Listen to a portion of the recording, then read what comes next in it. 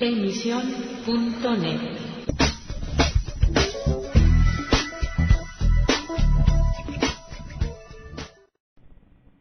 Hello again and welcome to Letter from England, broadcasting for AC Press and the Spanish Evangelical Alliance. Evangelicals, ETA and coexistence.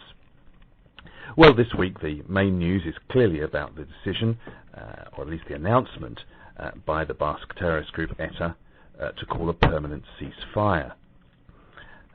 The Evangelical Alliance has made a statement in response, saying that Spanish Protestants are pleased at the window of hope which the recent declaration by ETA opens to everybody. We evangelicals, they say, have always been on the side of peaceful solutions to conflicts, and we believe now is the time for ordinary people to act. Whereas violence made open debate impossible in the past, now is the time for everything to be discussed freely, through the use of balanced arguments and the freedom for people to choose. The statement goes on, we hope that our political parties are up to the task of meeting the expectations generated among the public at large. This means that various points should be taken into consideration. And they offer three principles on which they believe a true peace process should be constructed. First, they say that peace can only be built on justice. This means that no crime will go unpunished, even while the process towards peace and for peace is being developed. Secondly, that peace can only be built on forgiveness.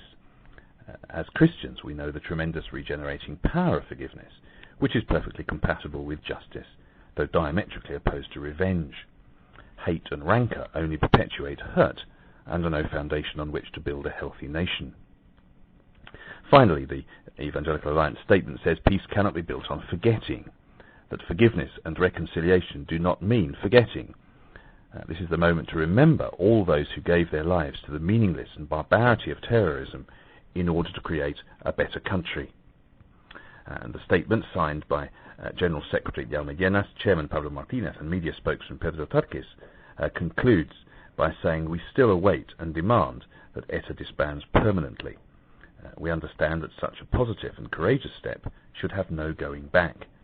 The very existence of ETA is a threat which must disappear from our society. Well, I think few evangelical Christians would disagree with that.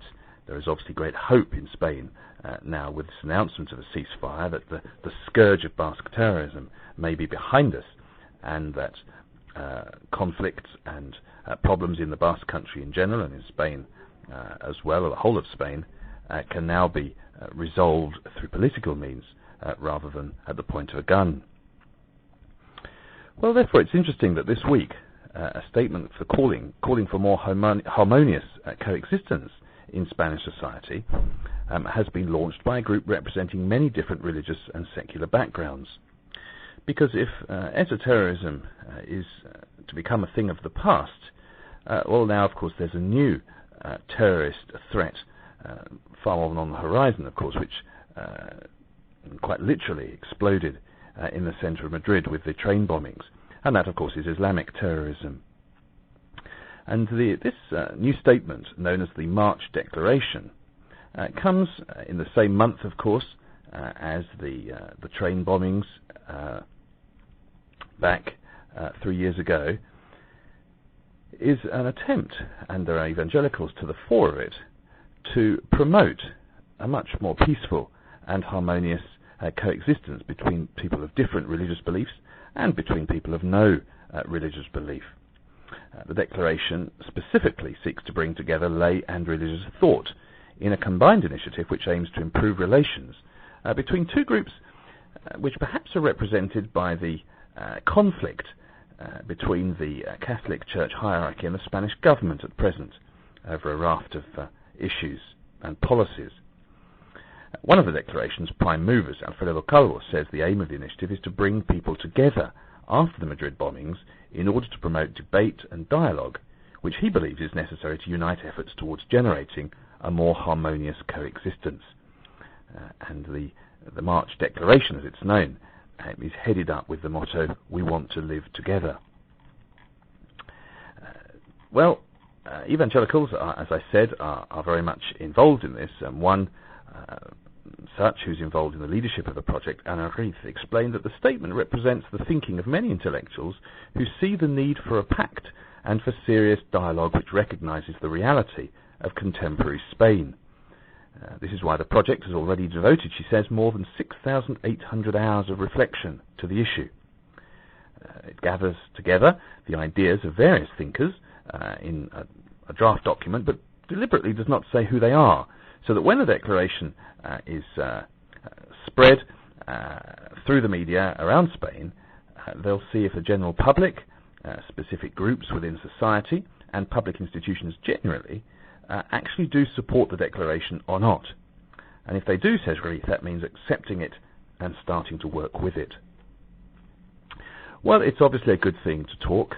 It's obviously a good thing for people of different backgrounds, different religions, and certainly in the Spain of today, that lay and religious thinkers listen to one another and engage in dialogue.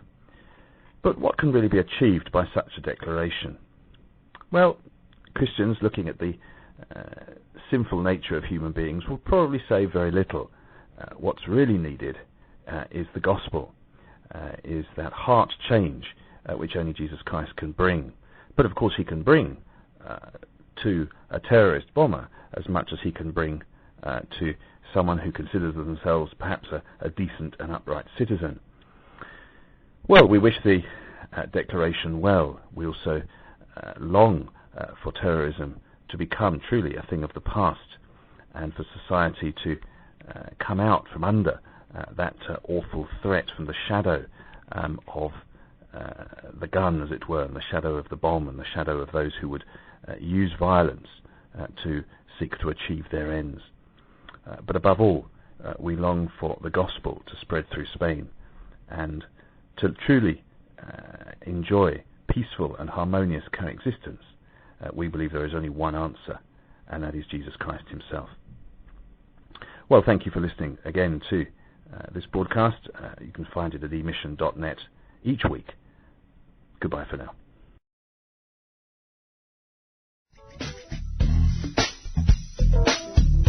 Emission.net